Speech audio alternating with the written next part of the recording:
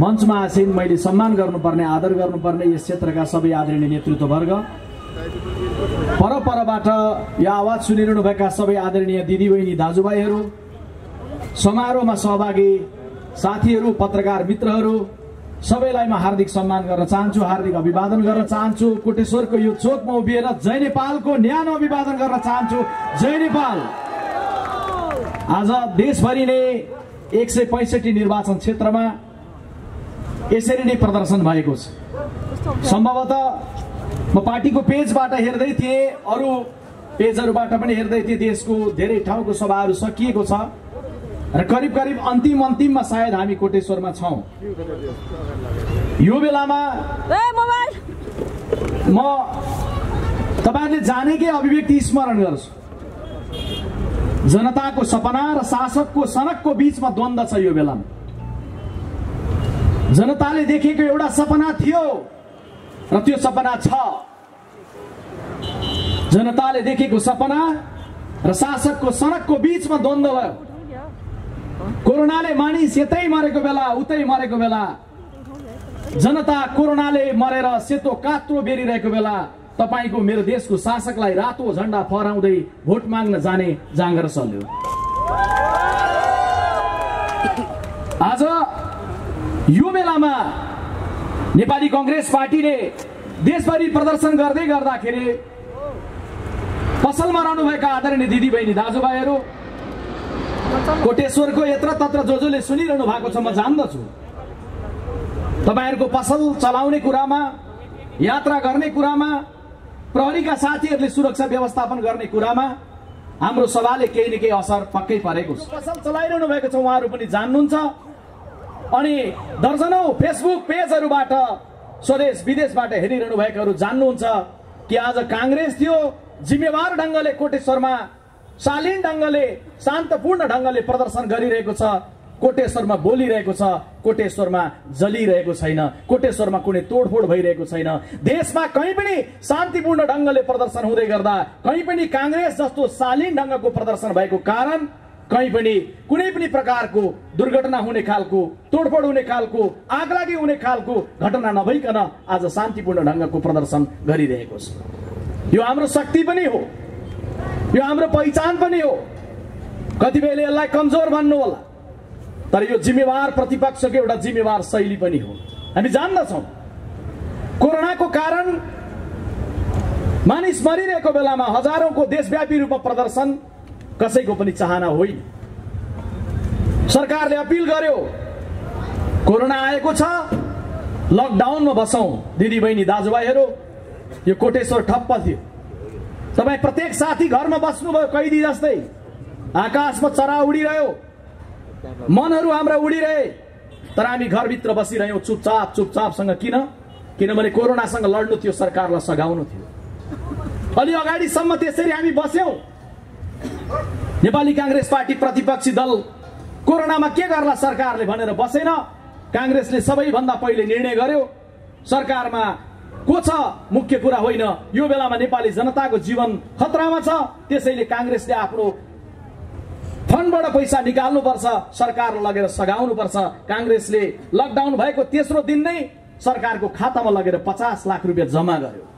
प्रश्न 50 लाख ठूलो रकम होइन, तर एउटा संस्कृति हो, त्यो एउटा सन्देश हो। त्यो जब संकट हुन्छ, संकटको बेलामा सबै एक हुनुपर्छ। हामीले अपील गर्यौं, अपील गरेर भन्यौं कि सरकारमा सँगै नरहेर पनि संकटमा सँगै लड्न सकिन्छ।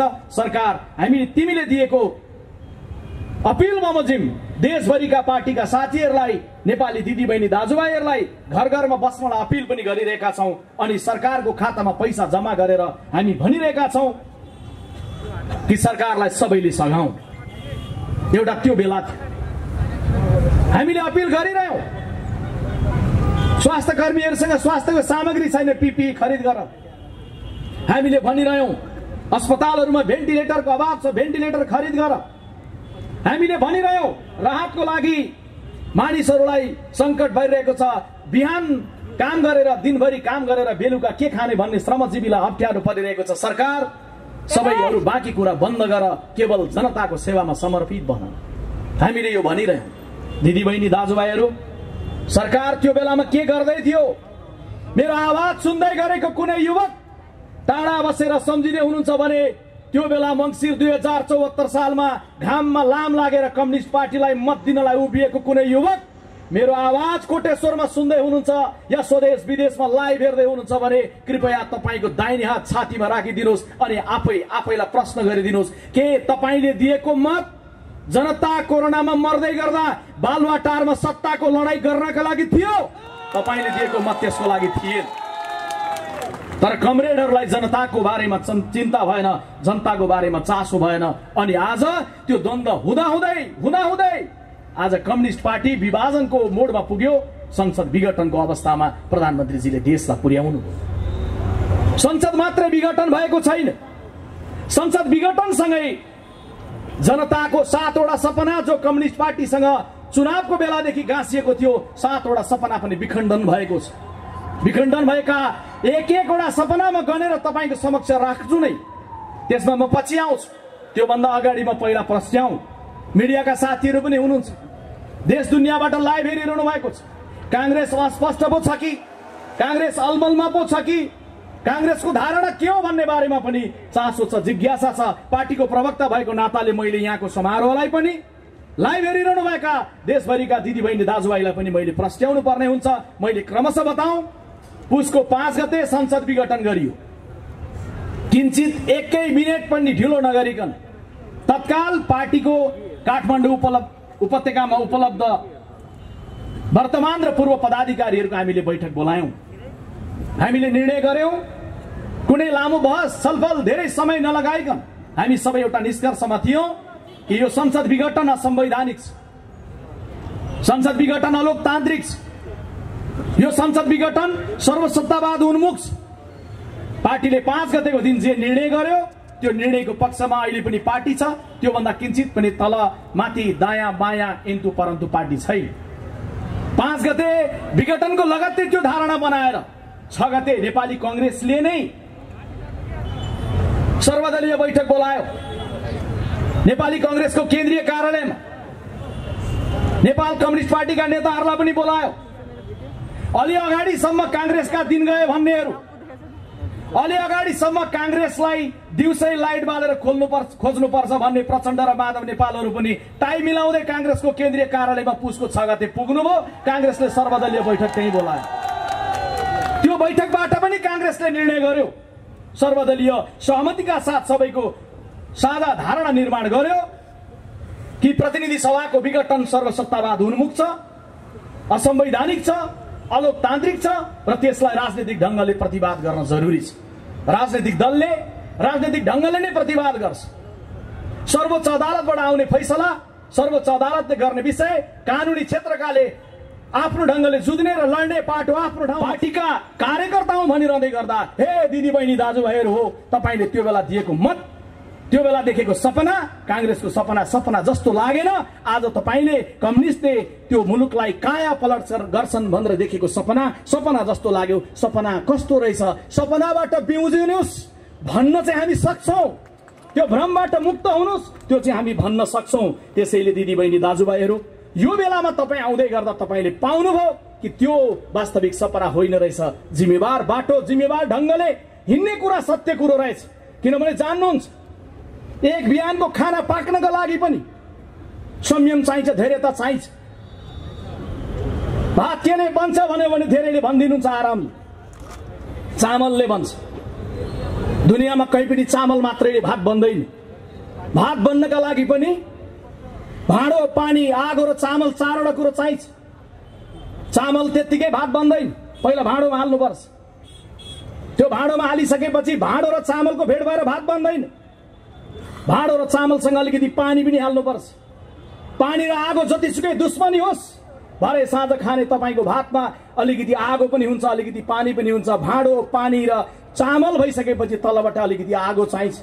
अनि भाँडो, पानी, चामल र आगो भएर मात्रै भात बन्दैन है दिदीबहिनी दाजुभाइहरू। एउटा ढंग भएको मान्छे, तलबाट ठिक्कको आगो लगाउने मान्छे पनि चाहिन्छ। चामल धेर भयो काँचो हुन्छ, आगो धेर भयो भात डढ्छ, पानी धेर भयो गिलो हुन्छ।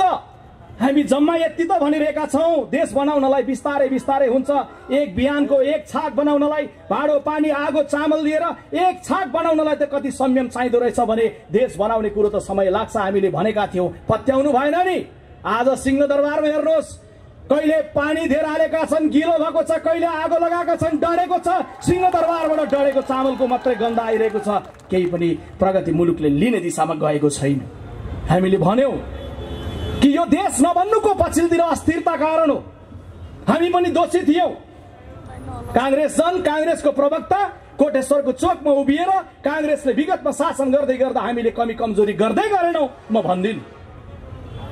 हामी जिम्मेवार ढंगले विगतमा शासन गर्दा हामीले गरेका कमजोरीको पनि समीक्षा गरिरहेका छौं।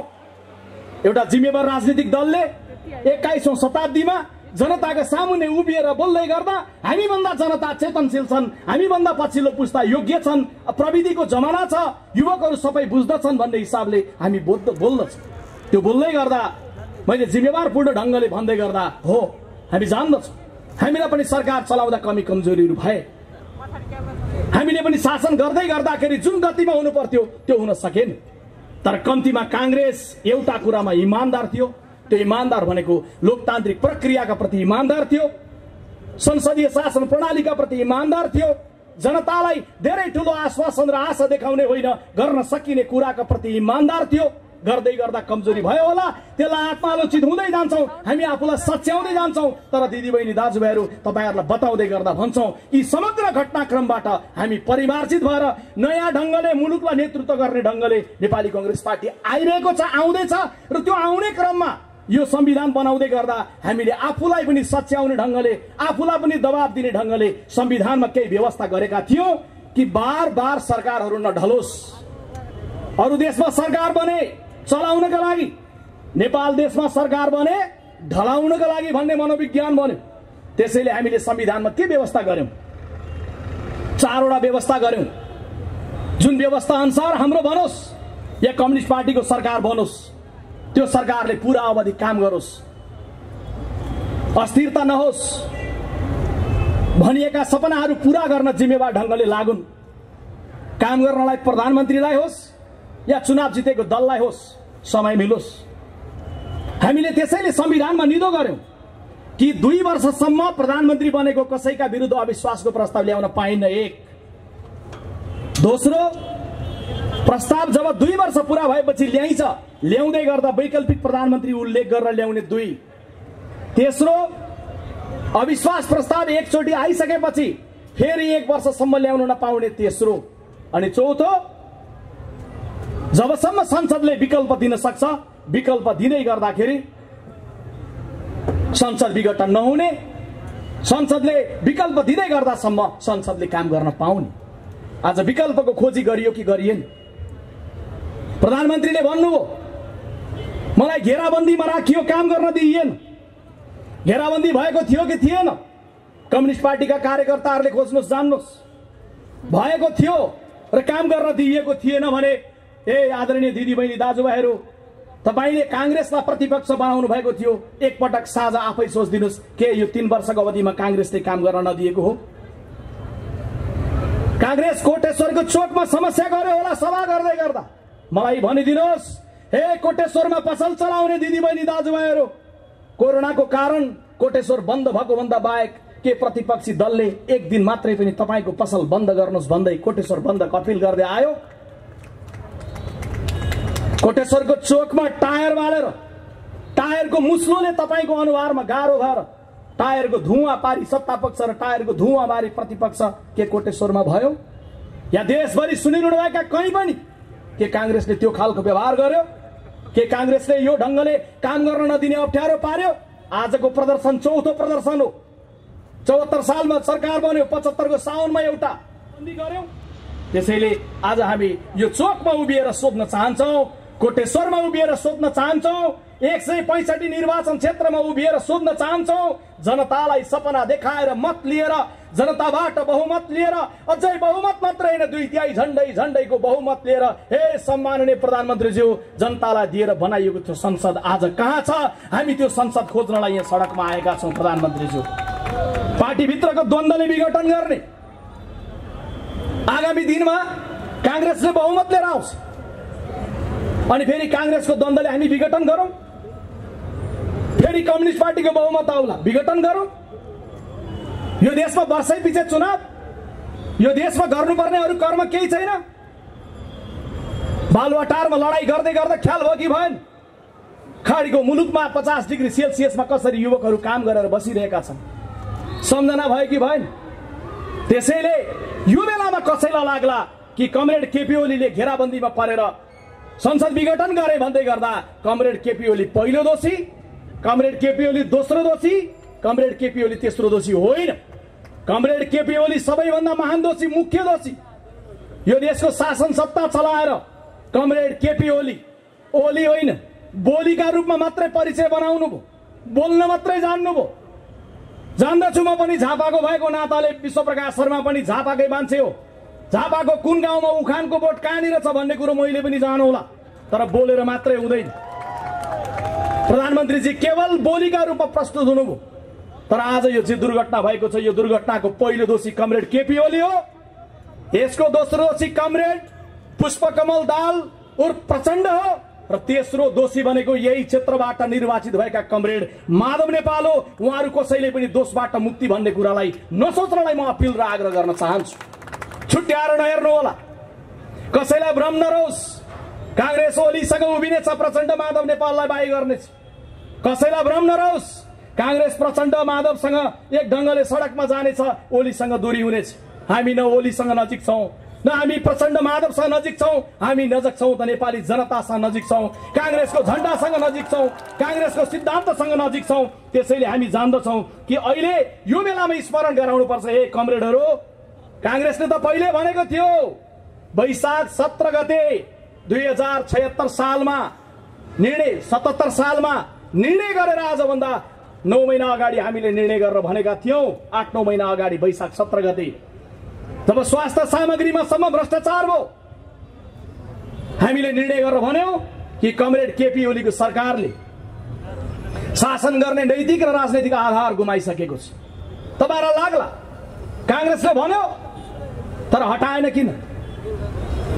कांग्रेससँग हटाउने गणित थिएन। कांग्रेसले जिम्मेवार ढंगले यो मात्रै भन्न सक्थ्यो कि केपी ओलीसँग शासन गर्ने राजनैतिक र नैतिक आधार छैन। त्यो छैन भनिसके पछाडि विकल्प खोज्नुपर्ने कर्तव्य नेपाल कम्युनिस्ट पार्टीका नेताहरूको थियो। म सम्झिन्छु कमरेड माधव नेपालले संसदमा गुनगुनाउनु भएको, मेरो देश डुब्न लाग्यो, कोही माझी बचाइदेऊ। कमरेड माधव नेपाल, तपाईले मैले बोल्दै गरेको आवाज तपाईको घरसम्म पुग्दैछ भने पुगेकै क्षणमा गुनगुनाइदिनु होला। फेरि पुगेको छैन भने मिडिया पढेर फेसबुक लाइभ हेरेर सम्झिदिनु होला के तपाईले भन्नुभएको होइन। संसदमा उभिएर बोल्दै गर्दा 1.5 वर्ष अगाडि मेरो देश डुब्न लाग्यो, कोही माझी बचाइदेऊ, अनि 1.5 वर्षसम्म डुब्न लागेको दिन गन्दै गन्दै अहिले डुबिसक्यो, तपाईको सरकारले डुबाउनतिर लाग्यो, अनि बल्ल हामी यहाँ छौं भनेर रत्तबारको सडकमा आइपुग्ने तपाई। त्यसैले दोष माधव नेपालजीले दोष लिनुहुन्न भन्ने कुरो बिल्कुलै होइन। त्यसैले मैले दोषीको बारेमा भने, पहिलो दोषी कमरेड केपी ओली, दोस्रो दोषी कमरेड प्रचण्ड, तेस्रो दोषी कमरेड माधव नेपाल। अनि यसो भन्दै गर्दा चौथोमा वरियतामा राख्दा सायद गलत होला, तर पनि चौथो नम्बरमा सही सम्झिँदै गर्दा मैले सम्झिन भने अन्याय गर्यो भन्नु होला। सम्माननीय राष्ट्रपति विद्यादेवी भण्डारीले शीतल निवासमा बसेर यो देशको राष्ट्रपति कस्तो बन्नुपर्छ मिडियाका साथीहरू मार्फत म सम्माननीय राष्ट्रपतिजीलाई धेरै आलोचना नगरिकन तपाईले यो गर्नु पर्थ्यो, तपाईले त्यो गर्नु पर्थ्यो, धेरै व्याख्या नगरिकन केवल यति मात्रै आग्रह गर्न चाहन्छु, कांग्रेसको प्रवक्ताले पठाएको सन्देश शीतल निवासमा भनिदिनु होला। यो देशमा राष्ट्रपति उहाँ दोस्रो नम्बरमा बन्नु भएको हो, पहिलो नम्बरमा डाक्टर रामवरण यादव राष्ट्रपति बन्नु भएको हो। यही ललितपुरको बागडोलमा बस्नुहुन्छ सम्माननीय राष्ट्रपति विद्यादेवी भण्डारीजी हो। यो देशको संवैधानिक राष्ट्रपति भएर कस्तो काम गर्नुपर्छ भन्ने कुरा ज्ञान लिनका लागि डाक्टर रामवरण यादवसँग ट्युसन पढ्ने काम गर्नु होला। उहाँसँग ट्युसन पढ्यो भने थाहा हुन्छ राष्ट्रपतिले प्रतिकूलतामा के गर्नुपर्छ। डाक्टर रामवरण यादवले राजनीतिक नेताहरू भेट्नु भएन होइन, भेट्नु। संविधान बनाउने बेलामा दलहरूको झगडा भएपछि भेट्नु, चिया खुवाएर भेट्नु, दही चिउरा खुवाएर भेट्नु, केवल यति भन्नुभयो कि म त एउटा संवैधानिक राष्ट्रपति हुँ, मेरो कर्तव्य तपाईहरुलाई मिल्नुस् भन्ने छ। उहाँले एउटा समारोहमा चितवनमा उभिएर बोल्दा भन्नुभयो, म दुईटा हात जोडेर अपिल गर्छु मेरो देशका नेताहरूलाई कि देश यस्तो अवस्थामा छ, संविधान एक भएर बनाइदिनुस्। आज एउटा राष्ट्रपति, त्यो खालको राष्ट्रपति यो देशले बोक्यो। आज अर्को राष्ट्रपति हामीले बोक्यौं यो ढंगको। त्यो राष्ट्रपति देशलाई हलुङ्गो फूल जस्तै बोके जस्तै भएको थियो। आज यी राष्ट्रपति जनताको बुझाइमा यिनको शैली जुन छ भारी भारी अनुभूति भएको छ। शीतल निवास शीतल नभएर गरम गरम भएको अनुभूति भएको छ। त्यसैले सम्माननीय राष्ट्रपतिजीलाई फेरि पनि म त्यो अपिल र आग्रह गर्न चाहन्छु। 3 वर्ष अगाडिको चुनावमा उहाँहरूले भन्नुभएको थियो कि कांग्रेसले बनाउन सकेन, हामी बनाउँदैछौँ। त्यसैले 7 वटा सपना जो भङ्ग भयो, म अब संक्षिप्तमा त्यो 7 वटा सपनामा आउँछु र तपाईहरुबाट बिदा लिन चाहन्छु। दिदी बहिनी दाजुभाइहरू, पहिलो सपना समृद्धिकै भनिएको थियो। लामो व्याख्यामा नजाउँ। काठमाडौँमा बस्नेहरूले पिउनु पर्ने त मेलम्चीकै पानी हो। मलाई लागेको थियो कांग्रेसले 90% काम सकेर टुङ्ग्याएर मेलम्ची छोडेर आएको 10% मात्रै बाँकी छ।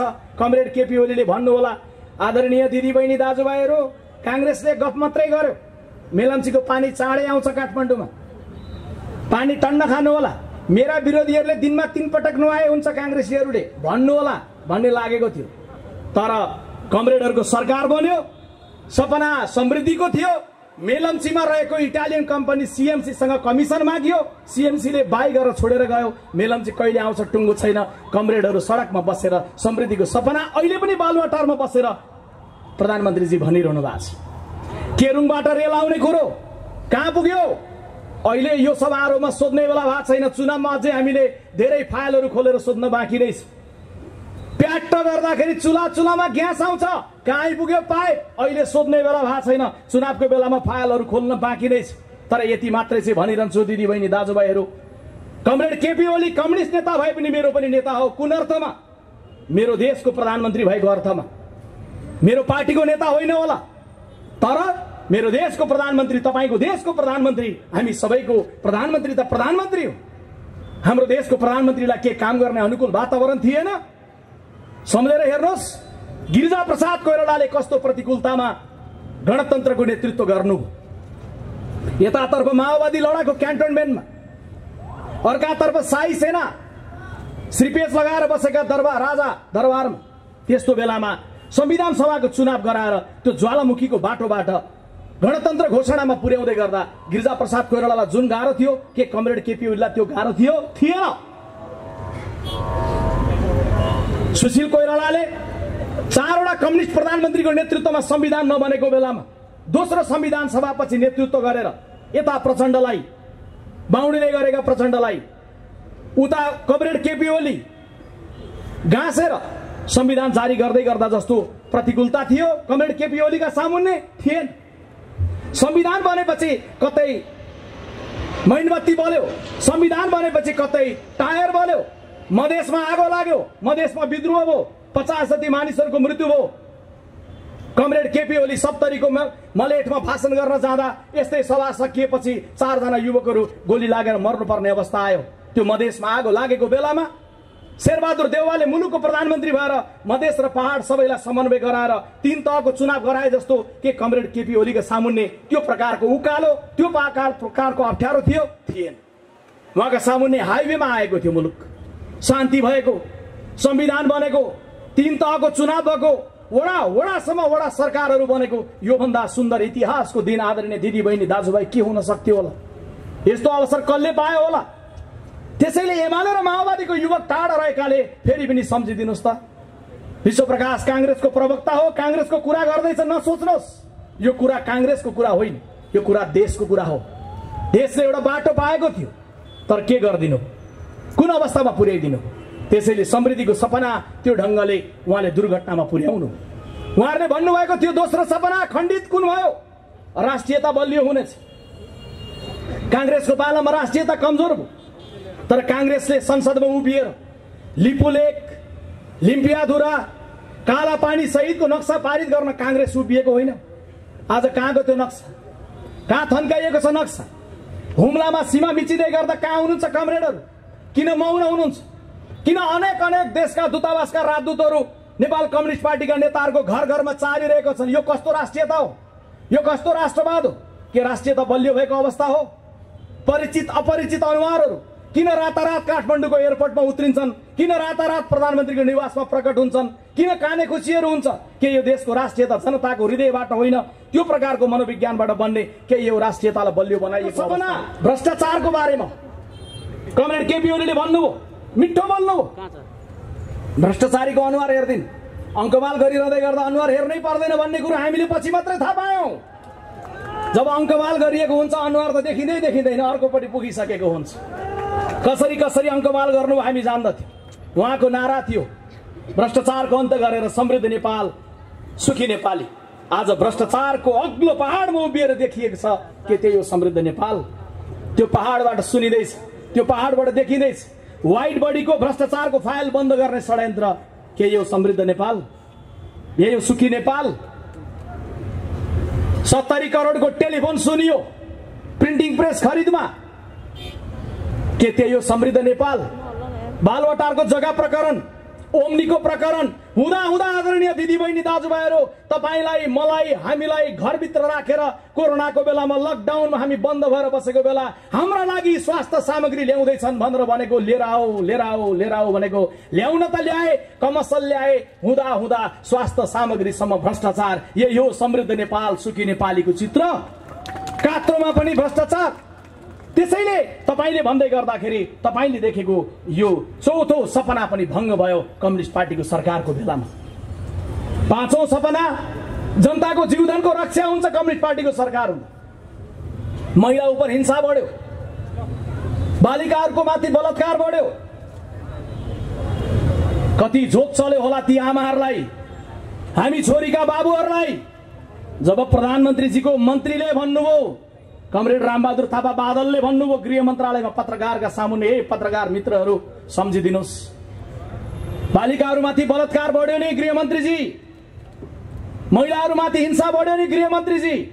उहाँले यसो टोपी मिलाउँदै भन्नुभयो अमेरिकामा पनि यस्तै हुन्छ, विकसित मुलुकमा पनि यस्तै हुन्छ। के यही दिन देख्नका लागि कम्युनिस्ट पार्टीलाई मत दिनु भएको थियो? आमाहरू, दिदीबहिनीहरू, यो मुद्दा आमाहरूको मात्रै, दिदीबहिनीको मात्रै होइन। एउटा बालिका माथिको प्रकरण हुँदै गर्दा हामी प्रत्येक माथिको मुद्दा हो।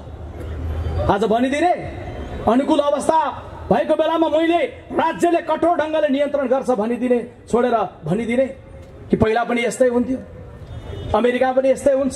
म जान्दछु कोटेश्वरको यो चोकमा उभिएर बोल्दै गर्दा म विवेक लुइटेल नाम गरेको एउटा सानो बालकलाई सम्झिन चाहन्छु। आदरणीय दिदीबहिनी दाजुभाइहरू, झन्डै 15 वर्ष अगाडि यही चोकबाट सिधा पश्चिम जानुहोस्, करिब 300-350 मिटरमा उत्तरपट्टि हेर्नुहोस्, विवेक लुइटेल नाम गरेको एउटा सानो बालकको घर छ। आमा हुनुहुन्छ, बाबा हुनुहुन्छ, दिदीबहिनीहरू छन्, परिवारका सदस्य हुनुहुन्छ, विवेक लुइटेल छैनन्। केवल 7 वर्षको बालक विवेक लुइटेल, यही कोटेश्वरको विवेक लुइटेललाई कुनै बेला अपहरणकारीले अपहरण गरे, चक्लेट दिन्छु भनेर लगे, पुलमुनि बोरामुनि उनको लास भेटियो। हिजो एउटा कालखण्ड त्यस्तो थियो कि अब यो देशमा शान्ति भएर संविधान बनेर एउटा बहुमतको सरकार बनिसकेर फेरि पनि त्यस्तै दृश्य हुने हो भने कम्युनिस्ट पार्टीले भोट लिएको चाहिँ के का लागि थियो? कमरेड केपी ओलीलाई आशा गरिएको के प्रतिरोध गर्छ? राजनीतिक दलले सार्वजनिक समारोह मार्फत प्रतिरोध गर्छ, राजनीतिक दलले आफ्नो धारणालाई प्रश्न राखेर प्रतिरोध गर्छ र 5 गते पदाधिकारी निर्णय, 6 गते सर्वदलीय निर्णय पछाडि किन्चित ढिलो नगरी 7 गते हामीले केन्द्रीय समितिको बैठक प्रारम्भ गर्यौं। देशभरिबाट आउनुभएका केन्द्रीय समितिका सदस्यहरूले बोल्ने क्रम चल्दै गर्दा नै 9 गते सभापति शेरबहादुर देउवाले प्रस्ताव गर्नुभयो र 13 गते आज संसद विघटन गरेको 1 हप्ता पुग्दै गर्दा आज हामी देशभरि हजारौंको संख्यामा, लाखौंको संख्यामा छौं। किनभने हामी जान्दछौं हाउ डेमोक्रेसी डाइज भन्ने पुस्तकमा लेख्ने लेखक द्वयले लेखेका छन् कि अब दुनियाँमा प्रजातन्त्रलाई खतरा सैनिक जनरलहरूको बन्दुकले होइन, जनताबाट निर्वाचित भएका प्रधानमन्त्रीबाटै, जनताबाट निर्वाचित भएका राष्ट्रपतिहरूबाटै छ। त्यसकारण यो खतरातर्फ सबै सजग हुनुपर्छ। सिङ्गो दुनियाँका लागि सजग गनाएर लेखेका छन् र नेपाली कांग्रेस पार्टी त्यो दिशामा सजग भएर आज देशव्यापी रूपमा प्रदर्शनमा छ। दिदीबहिनी दाजुभाइहरू, यहाँहरू जान्नुहुन्छ नेपाली कांग्रेस पार्टी प्रदर्शन गरिरहँदै गर्दाखेरि बडा संयमित पनि छ, गम्भीर पनि छ, जिम्मेवार ढंगले सोचिरहेको छ। कांग्रेसका पाकाहरूले मात्रै होइन, कांग्रेसका युवा भनिएका हामी पछिल्लो पुस्ताहरूले पनि अहिलेको बेलामा यो देशलाई एउटा मार्ग प्रशस्त गर्नका लागि अत्यन्तै एकताबद्ध ढंगले, संयमित ढंगले, जिम्मेवार ढंगले, परिपक्व ढंगले सोच्नुपर्छ भन्ने कुरोमा हामी प्रष्ट छौं। किनभने नेपाली कांग्रेस पार्टी जेठो दल भएको नाताले जिम्मेवारीमा पनि जेठो हो। मैले बेला बेला बोल्दा भन्ने गरेको छु, जेठो सदैव जेठो हुन्छ। जन्मले पनि जेठो, सिद्धान्तले जेठो, जिम्मेवारीले जेठो, कर्मले जेठो, इतिहासले जेठो, आजको वर्तमानले जेठो, भविष्यको लागि जेठो। जेठो भएको नाताले अहिले मैले अपिल र आग्रह गर्नुपर्छ, जस्तै संकट मुलुकमा परोस्, नेपाली कांग्रेस पार्टीले त्यो संकटको बेलामा देशलाई ढाडस पनि दिन्छ।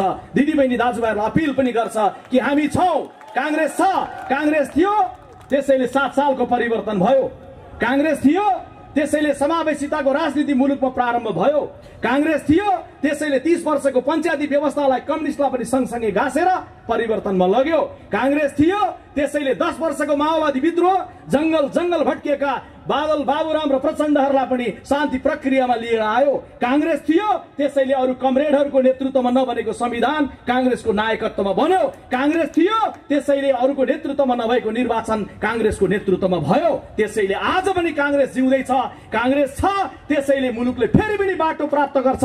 यही भन्नलाई यही अपिल गर्नका लागि आज हामी देशभरिको सभामा छौं।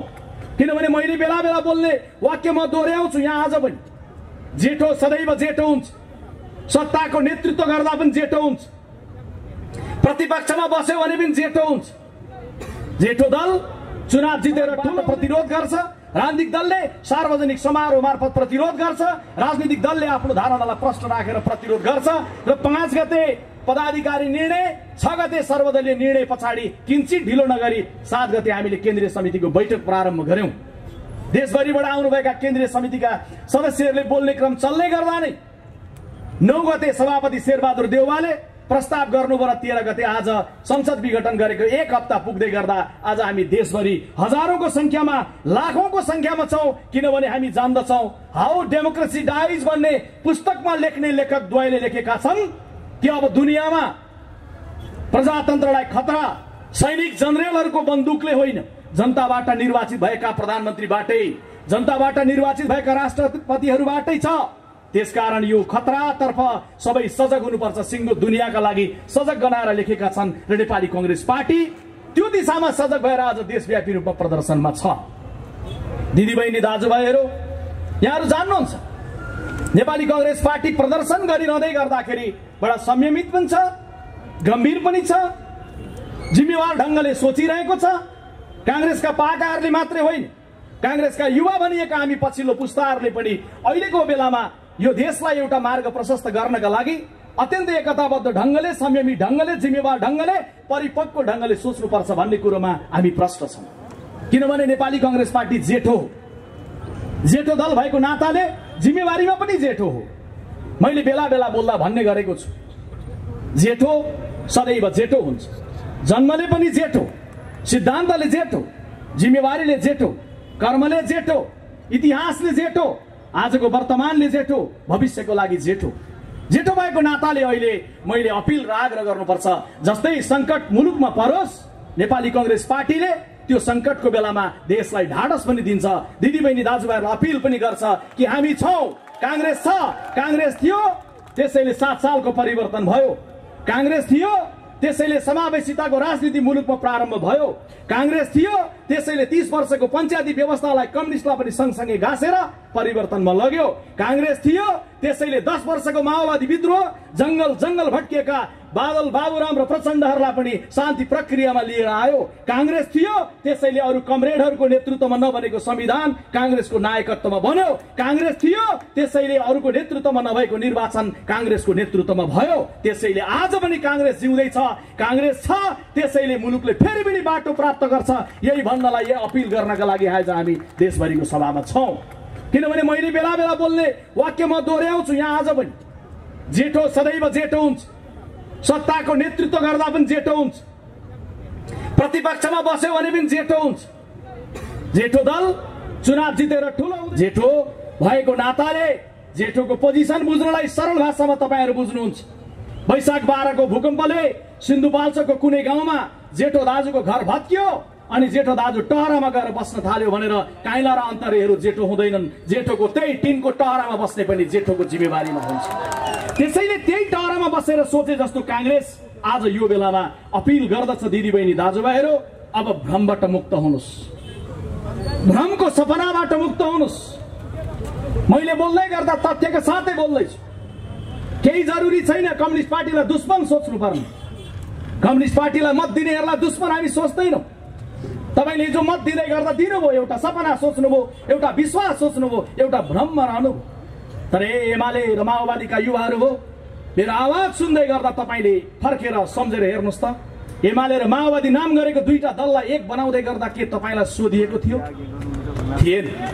आज यो जे अवस्था आएको छ, यो अवस्था आउँछ भन्ने कुरो धेरै टाढाबाट दूरबीन लगाएर हेरेन होला, तर हामीलाई थाहा थियो कम्युनिस्ट पार्टीको नेतृत्वमा यो अवस्था आउँछ। रगत बगाएका माओवादी कार्यकर्तालाई सोधिएन कि संशोधनवादी भनिएको, बुर्जुवा शक्ति भनिएको, भाइ कांग्रेस भनिएको एमालेसँग मिल्ने कि नमिल्ने? रगत बगाएको माओवादी कार्यकर्तालाई सोधिएको थिएन। अनि गाउँमा बसेर मेहनत गरेर दुःख गरेर जनताको सेवा गरेर मत लिन्छौं कम्युनिस्ट पार्टीलाई भनेर एमाले बनाएर बचाएर बसेका एमालेका कार्यकर्तालाई सोधिएन कि कमरेड प्रचण्डको त्यो पार्टी जसलाई उग्र वामपन्थी गुरिल्लाहरूको पार्टी, उग्रवादीहरूको पार्टी बन्यो, यो पार्टीसँग मिल्ने कि नमिल्ने भनेर तिनलाई पनि सोधिएन। तपाईलाई नसोधिकन काठमाडौँको एउटा कुनामा बसेर बनाइएको त्यो पार्टी बनाउँदै गर्दा कुनै सिद्धान्तको एकता थिएन, कुनै गहिरो विश्लेषण थिएन। जम्मा जम्मी दुई थान कमरेडरलाई आलो पालो प्रधानमन्त्री बन्नु थियो, केपी ओलीलाई, प्रचण्डलाई, अनि तपाईको कुनै सिद्धान्त दृष्टिकोण नराखिकन एकाएक एकता गरियो। त्यसबेलै हामीले भनेका थियौं यो एउटा यस्तो मोटर बनाइदिन्छ जुन मोटरमा माओवादको पेट्रोल पनि हालिदैछ, बौद्धले जनवादको डिजेल पनि हालिदैछ। डिजेल र पेट्रोल हालेर हिँडेको गाडी कोटेश्वरबाट गयो भने बानेश्वर नपुगिकन तीन कुनामा दुर्घटना हुन सक्छ हामीले भनेका थियौं। आज भएको त्यही। त्यसैले यो जे हुनु थियो यो हुनु नै यही थियो। त्यसैले दिदीबहिनी दाजुभाइहरू, यो बेलामा आउँदै गर्दाखेरि हामी तीनटा परिदृश्यमा जाउँ। म तपाईलाई तीनटा परिदृश्य सम्झाउँछु। एउटा परिदृश्य करिब 15 वर्ष अगाडिको, 62-63 साल भन्दा अलि थोरै अगाडिको। यतै मान्छे मर्दै थिए, उतै मर्दै थिए। 7 समुद्र पारीबाट कसैले सोध्यो तिम्रो देशमा के सस्तो छ भन्दा मेरो देशमा पेट्रोल महँगो छ, डिजेल महँगो छ, चामल महँगो छ, मेरो देशमा मान्छेको जिन्दगी सस्तो छ, मान्छेको रगत सस्तो छ भन्ने दिन थियो। रगत बगिरहेको थियो माओवादी विद्रोहको कारण। अर्कोतिर शासन हातमा लिएर महाराजधिराज, तल रगत बगिरहेको झोलुङ्गे पुल माथि बसेर बाँसुरी बजाइरहेको दृश्य थियो यो देशमा। कांग्रेस थियो, सबलाई समन्वय गर्यो र एउटा निष्कर्षमा पुर्यायो। तर आज 15 वर्ष पछाडि त्यसबेला देखिएको सपना, 12 बुँदे समझदारी, 19 दिनको जनआन्दोलन, जनताले 70 वर्षको सपना पूरा गरेर बनाएको संविधान सभा, पहिलो संविधान सभाबाट नमानेर दोस्रो संविधान सभाबाट बनाइएको संविधान, अनि त्यसबीचमा घोषणा गरिएको गणतन्त्र, अनि संविधान निर्माणपछि गराइएको 3 तहको चुनाव, के हामीले देखेको सपना, हामीले राजनीतिक अध्याय पूरा गर्दै गर्दा सडकमा हिँड्दै गरेको युवकलाई भनेको होइन कि हे युवक आओ अन्तिम पटक संघर्षमा आओ, अब यो देशमा फेरि संघर्ष गर्नु पर्दैन हामीले भनेको होइन। तर त्यो बेला देखिएको सपना फेरि सडकमा आएर दुर्घटित हुँदै गर्दाखेरि आज रोमको महाराज निरो होइन, झोलुङ्गे पुलमाथि बसेर बाँसुरी बजाउने ज्ञानेन्द्र निरो होइन। आज म हेरिरहेको छु कमरेड केपी ओलीलाई त्यो बेलाको हिरोइजमदेखि लिएर आजको निरोइजमसम्म एकैचोटि हेरिरहेको छु कमरेड केपी ओली। त्यो बेलाको त्यो कथाहरूलाई बिर्सिए कमरेड। 15 वर्ष अगाडिको कुरा छोडौं, केवल 3 वर्ष अगाडिको कुरा गरौं। जो कांग्रेस हुनुहुन्न नि दिदीबहिनी दाजुभाइहरू, पर हुनुहुन्छ, जसले सुन्दै हुनुहुन्छ नि, म तपाईहरुलाई अपिल गर्छु 3 वर्ष अगाडि सम्झिनुस् त। मंसिरको महिनामा बिहानै उठ्दै गर्दा के सपना देख्दै मतदान केन्द्र जानु भएको थियो? अघिल्लो दिन राति सुत्नु अगाडि घर परिवार, बच्चा बच्ची, छोरा छोरी, बाबुआमा बसेर भोट दिँदै गर्दा के दिने भनेर दिनु भएको थियो? यो देश कसैले बनाएन, कम्युनिस्ट पार्टीले बनाउँछ। यो देशमा कोहीले केही गरेन। कसैले केही गर्छ कमरेड केपी ओलीले गर्नुहुन्छ। चुनावको बेलाको त्यो सपनाहरू सम्झिनुस् अनि यो 3 वर्षको समीक्षा गर्नुस्। यो 3 वर्षको समीक्षा गर्दै गर्दा तपाईँ के पाउनुहुन्छ? हामीले त त्यस बेला भनेका थियौं कि हामीले कांग्रेसले 46 सालको परिवर्तनपछि गाउँहरूमा बाटो पुर्याएका छौं दिदीबहिनी दाजुभाइहरू। त्यो बाटोहरू कालो पत्रे गर्न बाँकी छ। हामीले गोरेटोहरू बनाएका छौं, ती गोरेटोहरूलाई कालो बनाउने हाम्रो सपना छ। आदरणीय मतदाता दिदीबहिनी दाजुभाइहरू, तपाईहरु सुन्दै हुनुहुन्छ भने सम्झिनुहोस्, तपाईलाई त्यो सपना जस्तो लागेन। कांग्रेस त गोरेटोलाई कालो पत्रे बनाउने मात्रै भन्छ। तपाईलाई त्यो सपना जस्तो लागेन। तपाईलाई लाग्यो सपना त चुच्चो भएको रेल कमरेड केपी ओलीले ल्याउँछु भन्नुभएको छ, त्यो सपना हो भन्ने लाग्यो। अनि तपाई बिहानै बिउजिनु भो, रेल सम्झिँदै गएर ड्याम घोटाल्नु भो। आज तपाईको रेलको सपना दुर्घटित भएको छ। हामीले त त्यसबेला भन्यौ 46 सालको परिवर्तन अगाडि यो देशमा 40% मान्छेको आँगनमा पानी पुगेको थियो। कांग्रेसले नेतृत्व गरेको यो 20-25 वर्षको कालखण्डमा कहिले कांग्रेसको नीतिले, कहिले कम्युनिस्ट आए पनि कांग्रेसको नीति, कहिले कांग्रेसको नेतृत्वले 80-85% मान्छेको घरको आँगनमा पानीको धारा पुग्यो। 15-16-17% मान्छेको घरमा पानीको धारा पुग्न बाँकी छ। आदरणीय दिदीबहिनी दाजुभाइहरू, रुख चिन्हमा मतदान गर्नुहोस्, कांग्रेसलाई विजयी बनाउनुहोस्। हामी पानीको धारा खडा गर्छौं। तपाईलाई त्यो सपना जस्तो लागेन। तपाईलाई लाग्यो पानीको धारा के सपना? पानी त पानी, हिन्द महासागरको पानी माथि जहाज माथि झण्डा फहराउने सपना जस्तो लाग्यो। दिदीबहिनी दाजुभाइहरू, आज यहाँ जीवधनको त्यो विवरण हेर्दै गर्दा त्यसरी मात्रै होइन। यतै बलात्कार, यतै मारिएको, उतै मारिएको मात्रै होइन। कोरोनाको बेलामा के भयो? तपाई हामीले कर तिरेका थिएनौं र? अलि बढी कमाउनेले बढी तिरे होला, कम कमाउनेले कम तिरे होला। तर सरकारको कर्तव्य थियो महामारीको बेलामा हरेक जनताको स्वास्थ्योपचार गर्नुपर्ने, नारा लगाउनु पर्यो, जुलुस लगाउनु पर्यो, मिडियाले लेख्नु पर्यो, नो ट्रिटमेन्ट नो ट्याक्स। यदि तिमी ट्रिटमेन्ट गर्दैनौ भने ट्याक्स दिँदैनौ भनेर भन्नु पर्यो, कराउनु पर्यो। जनताको सरकार भनेको यही हो, जसले सरकारमा पुगेको बेला, महामारीको बेलामा जनताको जीवन रक्षा नगरेर अस्पतालमा पुर्याइसके पछाडि अनि पैसा जम्मा गर भन्छ। त्यसैले मैले अस्ति हेटौडाको सभामा उभिँदै गर्दा सुरुमा सोधेको थिएँ, आज यो सभामा अन्तिममा सोध्न चाहन्छु। हे comrade Madhav Nepal, comrade Prachanda, comrade Jhalanath र कमरेड केपी ओली, के तपाईहरु धनमाया गुरुङलाई चिन्नुहुन्छ? धनमाया गुरुङलाई चिन्नुहुन्छ? धनमाया गुरुङ मन्त्री थिइनन्, सांसद थिइनन्, ठुलो पार्टीको कुनै नेता थिइनन्, कुनै सेलिब्रिटी कलाकार थिइनन्, एउटा सामान्य जनता थिइन्। स्याङ्जाकी ती धनमाया गुरुङलाई सास बढेपछि पोखराको हस्पिटल दौडाइयो। 1.5 महिना अगाडि मात्रै यो हस्पिटलमा गयो, सास बढेको छ, कोरोना हुन सक्छ, भर्ना लिन्नौ।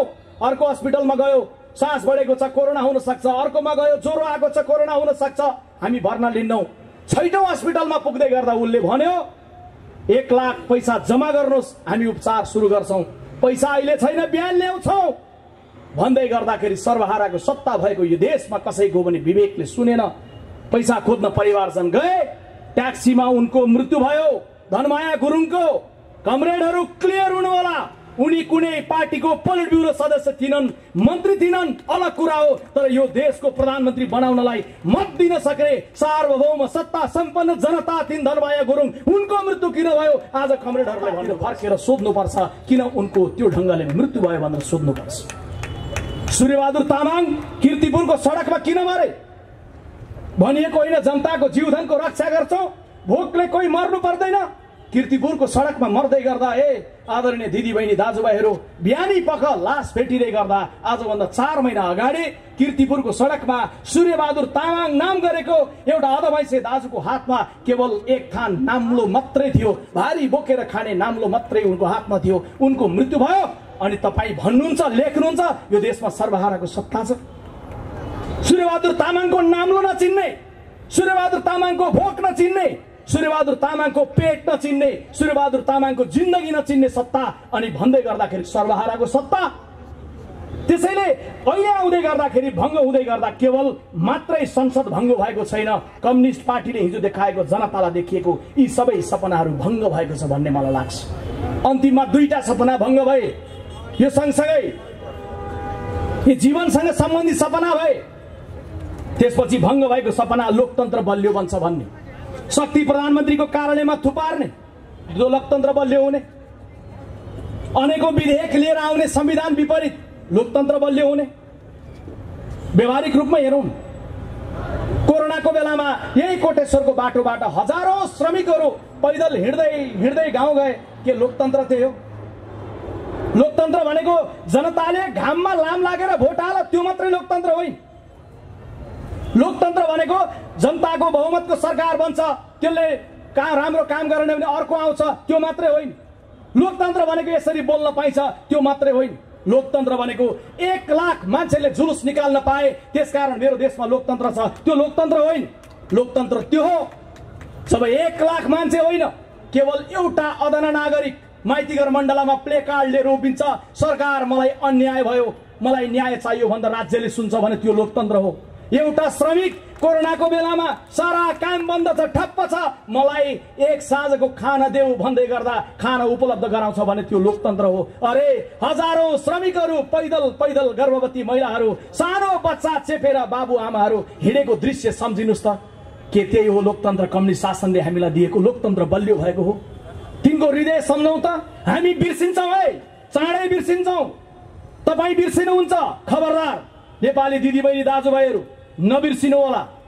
कसरी कसरी तपाईँ पैदल पैदल हिँड्दै हजारौं किलोमिटर हिँडेर गाउँ फर्केर जानु भएको थियो, तपाईले नबिर्सिनु होला। राहत समूह उपलब्ध नगरेर सपना राष्ट्रियतापछि भङ्ग भएको बजार भाउ, पसलमा बेच्न बस्नु भएको आदरणीय दाइले या दिदीले बेच्दै गर्दा किन्दै गरेकोले भन्छ कति महँगो बेच्नु भएको।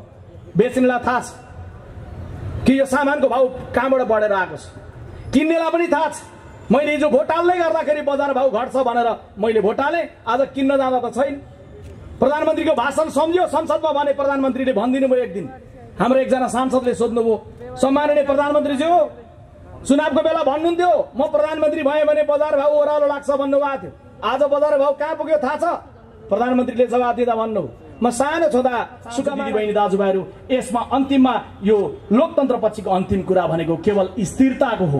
भङ्ग भए सपना स्थिरताको।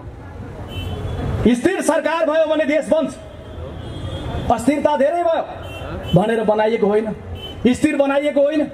कमरेडरको घर झगडाले लगाइदिने संविधानमा आएको, कमरेडरको घर झगडाले भत्काइदिने सिंहदरबार, कमरेडरको घर झगडाले मुलुकको सपनामा आगो लगाउने, कमरेडरको घर झगडाले मुलुकको प्रक्रियालाई अवरुद्ध गर्ने, यही हो स्थिरताको सपना। संसार कहाँ पुगिसक्यो, चीन कहाँ पुग्यो, भारत कहाँ पुग्यो, एउटा निश्चित प्रक्रियाको बाटोबाट। हामीले एउटा प्रक्रिया बनाएको होइन। चीनले बनाउन सक्छ, भारतले बनाउन सक्छ, हामी किन सक्दैनौँ? हामी नेपालीहरू बनाउन सक्छौँ। संसारले नाम लिँदै गर्दा वीर गोर्खाली भनेर दिएको पहिचानले यो देशलाई बनाउन सक्छ। संसारले बिउजिँदै गर्दा बिहान बुद्धलाई ढोक्दै बिउजिने संसारले बुद्धको देश बनेको सुन्न सक्छ। संसारमा मान्छे मरिसके पछाडि मरेको मान्छेको मुटु जिउँदोमा ट्रान्सप्लान्ट गर्दै गर्दा अस्ट्रेलियाको अस्पतालमा भयो होला, तर ट्रान्सप्लान्ट गर्ने डाक्टर कुमुद धिताल एउटा नेपाली आमाको छोरा थिए। मरेको मान्छेको मुटु जिउँदोमा ट्रान्सप्लान्ट गर्दै गर्दा यो देशमा नवीन राष्ट्रभक्ति र देशको समुन्नतिको सपना जागृत गर्न सकिन्छ, नसकिने भन्ने कुरो छैन। तर स्थिर सरकारलाई भङ्ग गरेर अनि कमरेडहरू सपनाको एउटा नयाँ यात्रा कुरा गर्दै हुनुहुन्छ। त्यसैले आज पार्टी प्रवेशको यहाँ कार्यक्रम राखिएन। मलाई उपेन्द्रजीले भन्दै हुनुहुन्थ्यो, क्षेत्रका सभापति उपेन्द्र कार्कीजीले 100 बढी युवाहरू पार्टी प्रवेश गर्ने भन्दैछन्, कहिले गर्ने? उचित समयमा गर्नुहोस्, आज विरोध प्रदर्शन मात्रै गरौँ। म झापाको क्षेत्र नम्बर 1 मा केही दिन अगाडि मात्रै 450 जति नेपाल कम्युनिस्ट पार्टीका 101 युवाहरूलाई अबिर लगाएर टीका लगाएर कांग्रेसमा प्रवेश गरेर आएको छु। जहाँ जहाँ हेरेको छौँ हजारौंको संख्यामा आइरहेका छन्। त्यसैले म अपिल र आग्रह गर्न चाहन्छु यो विरोध सभा मार्फत, जहाँ जहाँ हुनुहुन्छ एकपटक छातीमा हात राख्नुहोस्, अन्तरात्मालाई सम्झिनुहोस्। भगवानलाई मान्नुहुन्छ भने भगवानलाई सम्झिनुहोस्, मान्नुहुन्न भने कमरेड कार्ल मार्क्सलाई पनि सम्झिनुहोस्। कोरोनाको महामारी भइरहेको बेलामा एउटा स्थिर सरकारलाई अस्थिर बनाएर संसदलाई विघटन गरेर जुन नाटक प्रस्तुत गरिरहेका छन्, यो नाटक प्रस्तुत गरिरहेको बेला म त पहिले पनि मुठी बटार्थे, पहिले पनि लाल सलाम भन्थे, पहिले पनि कमरेड थिए, म त मरुन्जेलसम्म यहीसँग बसिरहन्छु भन्ने कुरालाई छोडिदिनुहोस्। एउटा सपनाबाट मुक्त हुनुहोस्, भ्रमबाट मुक्त हुनुहोस्। कम्युनिस्ट पार्टीको बाटोबाट यो देशले समुन्नति प्राप्त गर्दैन। स्वाधीनतादेखि शान्तिसम्म नेतृत्व गरेर आउने कांग्रेसले नै फेरि पनि यो मुलुकलाई सही बाटो दिने हो। त्यसैले नेपाली कांग्रेस पार्टीको तर्फबाट आज देशभरि विरोध सभामा जाँदै गर्दा गलत भएको छ। यो गल्तीको विरुद्ध सबै संगठित हौ, अपिल र आग्रह हामी गरिरहेका छौं। एउटा नयाँ सम्भावनालाई नयाँ ढंगले कांग्रेसले नेतृत्व गरेर जानेछ भन्ने अपिल र आग्रह गरिरहेका छौं। यति नै अपिल र आग्रह गर्दै एकपटक कमरेड माधव नेपालको घरसम्मै गुन्जिने गरी बालुवाटारमा कमरेड केपी ओलीजीको यताको घर बालुवाटार होस् कि यताको बालकोटको दरबार होस्, त्यहाँसम्म पाएको कार्यकर्ताहरू सहित कमरेड प्रचण्ड बसिरहनु भएको छ भने त्यहाँ पनि सुन्ने गरी एकपटक जोडसँग लगाइदिनुहोस् नारा जय नेपाल। अझै जोडसँग हात तल्लाहरू लगाइदिनुहोस् जय नेपाल। यति भनेर मेरो अभिव्यक्ति टुङ्ग्याउन चाहन्छु। नमस्कार, धन्यवाद, जय नेपाल।